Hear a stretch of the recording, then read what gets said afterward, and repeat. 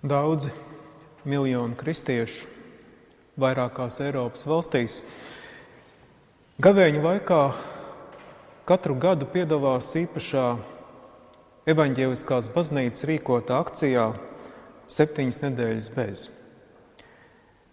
Viņi atsakās ne tikai, piemēram, no šokolādes vai smēķēšanas, gaļas vai vīna, ne tikai kaut ko maina savas dzīves ārējos paradumos, bet gan pievēršās jo īpaši savas esības iekšienei, sirdī, domājot par to, kas un kā notiek mūsos un kam tur mūsos būtu jāmainās un no kā mums jātop dziedinātiem un atbrīvotiem. Tā ir gavēšana, kas saistās nevis ar mūsu ķermeņa ārpus, bet dvēseles dziļumiem. Un pirmo reizi tā pašu uz savu roku arī mēs, mūsu draudzes mācītāji, šajā akcijā aicinām piedalīties jūs. Un varbūt ar to mēs vēlreiz sev skaidri apliecinām, tad kurai pasaules daļai, kādai baznīcai, kādām vērtībām, kādai perspektīvai mēs piedaram un no kādiem avotiem mēs smeļam. Par šo akciju jau mēs runājām pelndienā, bet noteikti runāsim un stāstīsim vēl. Katru gadu šai gavēņa laika akcijai ir savs atšķirīgs raksturs, sava tēma, savs pārdomu loks. Un šogad šis aicinājums ir 7 nedēļas iztikt bez klišajām, frāzēm, lieliem, bet bieži maz nozīmējošiem vārdiem. Bez klišajām, frāzēm, lieliem, bet bieži maz nozīmējušiem vārdiem. Nevelti šajā sakarībā ceturtdienas prediķī minēju vienu no nozīmīgākajām 20. gadsimta politiskajām domātājām Hannu Ārenti.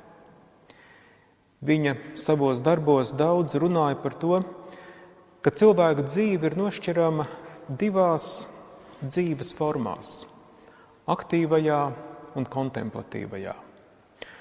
Un savos darbos viņa vairāk pievērsās šai pirmajai formai, aktīvajai, un sacīja, ka šī aktīvā dzīve savukārt iedalās vēl 3 daļās, kuras viņa nosauc par strādāšanu, darbu un darbību.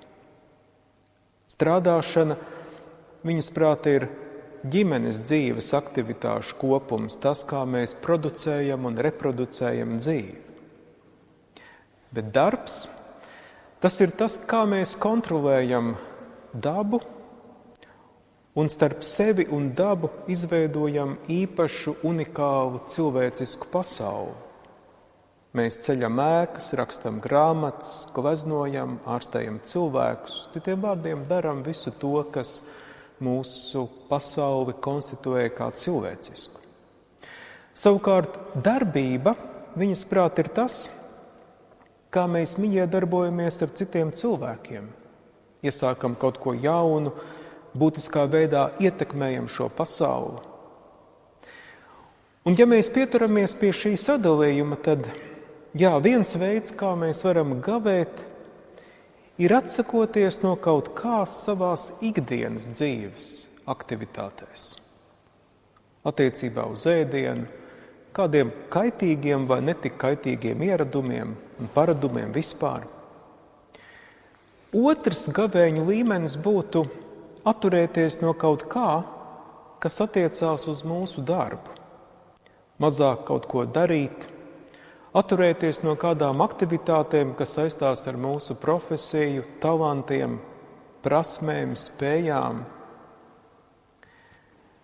Bet 3. gavēņa līmenis būtu izvēlēties atteikties no kaut kā, kas maina mūsu mijiedarbību ar cilvēkiem, no kaut kā, kas traucē mums būtiski ietekmēt šo pasauli un to mainīt.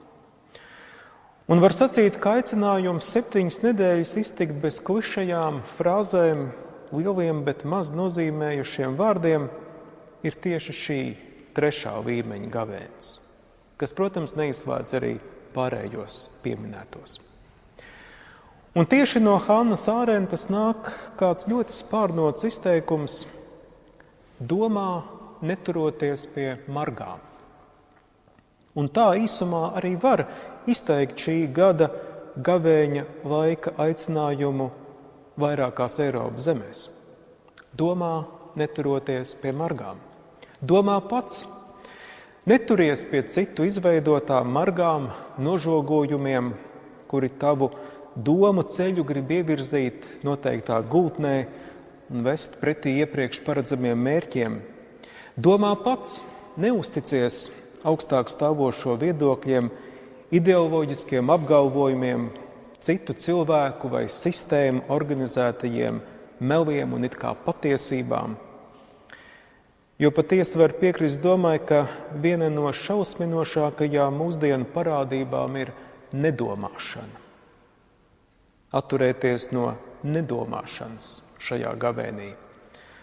Atturēties no tādas nedomāšanas, kas ir virspusēji spriešana par lietām, paļaušanās uz tradīcijām un paradumiem, balstīšanos aizspriedumos. Nevelti zīmīgā kārtā lielu rezonanci esot ieguvis Viestura Kairiša sacītais mūzikas balvas pasniegšanas ceremonijā. Viņš sacīja, ka negrib, lai arī Latvijā tiktu izveidota bļodvaižu kultūra. Kairišs teica, es gribu Latvijā tādu kultūru, kas ir izaicinājuma kultūra, kas neapkalpos sabiedrību akvitai izdabājot un izklaidējot. Es gribu tādu kultūru, kas izaicina izdarīt neiespējamo, kas patiešām strādā pie tā, lai radītu brīvu cilvēku. Un brīvs cilvēks brīvi domās, brīvi radīs, brīvi izteiks savu pozīciju. Un brīvu cilvēku galu galā nav iespējams okupēt. 7 nedēļas, lai mēs pamazām mācītos atturēties no nebrīvas, klišejiskas, frāžainas domāšanas. Taču tas nebūtu nenozīmē spiest sevi domāt brīvāk, vai kontrolēt savas domas, vai disciplinēt savu prātu. Taisn otrādi. Domāt brīvi nozīmē būt netik saprātīgam, netik paredzamam, netik sakārtotam un glītā ancukā ietērptam. Uzdrīkstēties domāt pašam. No daudziem skatījumiem varētu būt pavisam nesaprātīgs solis. Daudz no mums ir dzīvojuši sabiedrībā, kur tas pat bija bīstami. Domāt par to, par ko nedrīkstēja domāt, uzdot jautājumus, kur viss atbildes bija zināmas jau iepriekš, kritizēt to, kam pieder pēdējā patiesība. Un nemaz tik tālu, kā dažkārt domājam, no šī laika neesam nemaz aizgājuši prom. Domāt pašam, tur vajag pašam savu galvu un vēl vienu rezervē, ja pirmā ripot. Nevēlt arī vecās derības gudrākais cilvēks Salomons norāda, vairāk par visu sargi savu sirdi, jo no tās izvērt dzīvību. Kā evaņģēlijos apgalvo Jēzus, kas nāk no mutes, tas nāk no sirds, un tas, kas patiesi cilvēku un cilvēci sagāna, tas iziet no sirds. Domāt ar savu galvu, šādu impulsu mēs sastopam arī šodien dzirdētajā evaņģēlija tekstā. Jēzus saviem mācekļiem jautā, bet ko jūs sakāt, kas es esmu? Un kāpēc viņš tā jautā? Jo pats vienmēr ir domājis un grib mūs mācīt domāt brīvi, neatkarīgi, neturoties ne pie kādām margām. Tā, piemēram, Sērens Kierkegaards savā grāmatā Kristietības studijas ir rakstījis, ka kristietība nav mācība par cilvēku un Dievu, par viņa attiecībām par Kristu. Kristietība nav mācība par Kristu, bet paradigma, ar kuras palīdzību es veidoju savu dzīvi līdzīgāku Kristus dzīvei. Tā nav mācība par to, kas bijis, vai par to, kas ir, vai par to, kas būs. Tā ir paradigma, kurā es esmu aicināts sākt domāt un redzēt savu dzīvi. Un tā ir tieši Jēzus dzīve, kas mums atklāja izaicinošu brīvību, uzdrīkstēšanos, neatkarību un atturēšanos no jebkādām klišejām, frāzēm, ideoloģijām. Jēzus nemētājās ar lieliem vārdiem, lai piespiestu kādu sev sekot. Viņš arī noraidīja cilvēku mēģinājumus viņu pašu saukt lielos vārdos.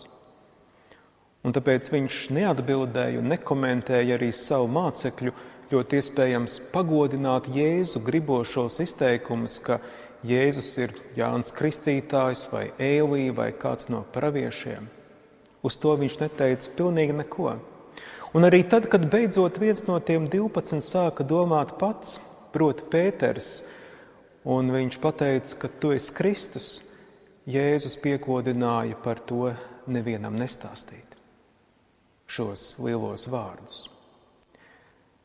Arī mūsu runas, publiskās vai personiskās, neiztiek bez lieliem vārdiem, kā žēlastība, cerība, krusts, brīvība, dvēsele un daudziem citiem.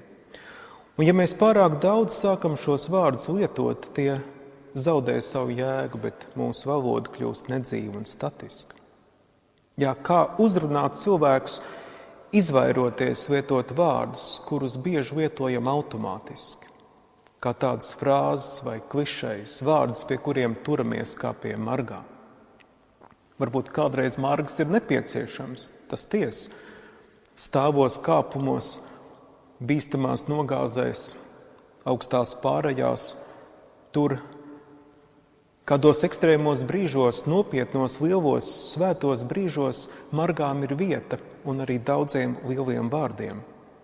Taču, ja staigājam pa līdzenumu, ejam pa asfaltu, vai nav tā, ka bieži margās ķeramies tikai paraduma pēc? Kā saka kāda teoloģe Katrīna Oksena, ka šie lielie vārdi bieži ir tikai kā vietas, no kurām saturs pārcēlies jau kaut kur citur. Ne pie vārdiem, bet pie šī satura nākt atpakaļ. Tas arī slēpjas Jēzus piekodinājumā nevienam nestāstīt, ka viņš ir Kristus. Runāt par to, kas ir šajā vārdā, pašu vārdu neminot.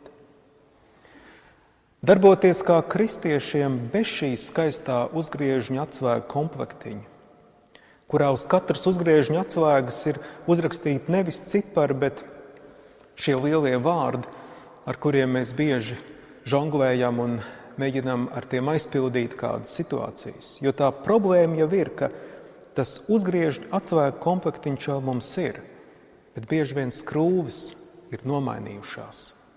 Ne visas mūsu uzgriežņa atslēgas vairs der tām skrūvēm, kuras vēlamies ar šīm uzgriežņa atslēgām atskrūvēt vai pievilkt ciešāk.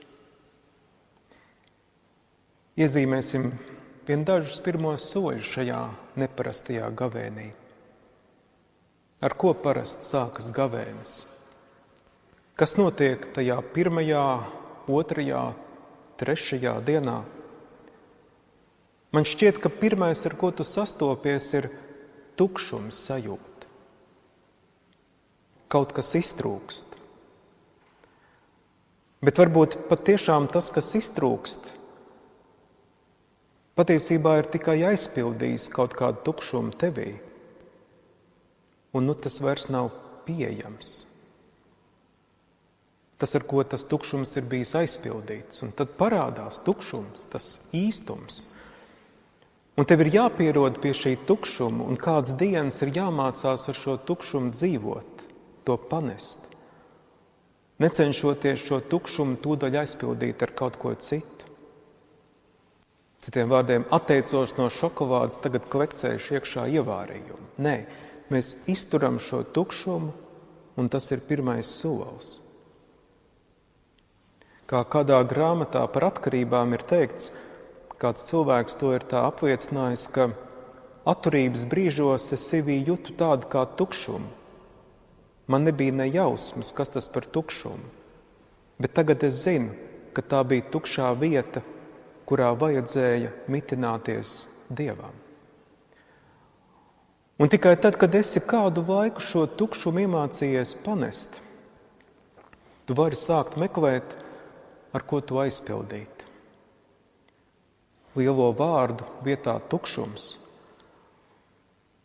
Un neaizpildot šo vārdu, šo tukšumu ar citiem lieliem vārdiem, bet meklēt tos maziņos, sīciņos, neuzkrītošos vārdiņus, ar kuriem aprakstīt to lielo, kas mums uz brīdi ir atņemts. Ko mēs varam iegūt no šāda gavēņa? Varbūt mēs varam atklāt no jauna, kas ir tas lielais, kas slēpjas aiz lieliem vārdiem, tik lieliem, ka bieži tie vārdi lielāki mūsu acīs par to, kas aiz tiem slēpjas. Varbūt mēs, atteicoties no kaut kā, varam iegūt ko lielāku par šo kaut ko. Mēs nesīsim atpakaļ saturu. Mēs iekārtosim vecās svētnīcas un atjaunosim sagrautos tempļus. Mēs vienkārši nomazgāsim logus un ievaskosim grīdas. Taču ne tā kā citiem, kādiem pagātnes cilvēkiem tas patiktu, bet mums, kas esam šodienas cilvēki. Jo dažkārt atliek tikai pakāpties sāņus mazu solīti, lai atklātu jaunu negaidītu apvārsni, jaunu nekad neredzētu skatu. Atstājot ierasto, ir iespēja ieraudzīt to, kas vienmēr paplašināsies un turpināsies. Un tāpēc gavēšana nav vienkārši atteikšanās. Tā ir nopietna izvēle ieraudzīt un saprast, bez kā nav iespējams iet tālāk, bez kā nav iespējams dzīvot tālāk. Nav iespējams dzīvot tālāk, ja domājam tikai klišejiski, izsakām citu viedokļus, pārstāvam kaut kur sarakstītas propagandas frāzes. Domāsim paši, neturoties pie margām. Pie margām, kuras tik laipni mums pašau ceļā tie, kuri vēlas vai nonākam tur, kur vēlas viņi. Bet mēs iesim, mēs paši. Atteiksimies no nedomāšanas lāsta un sajutīsim arvien augošo apetīti domāt pašiem, saprast pašiem, mācīties runāt un spriest pašiem. Āmen.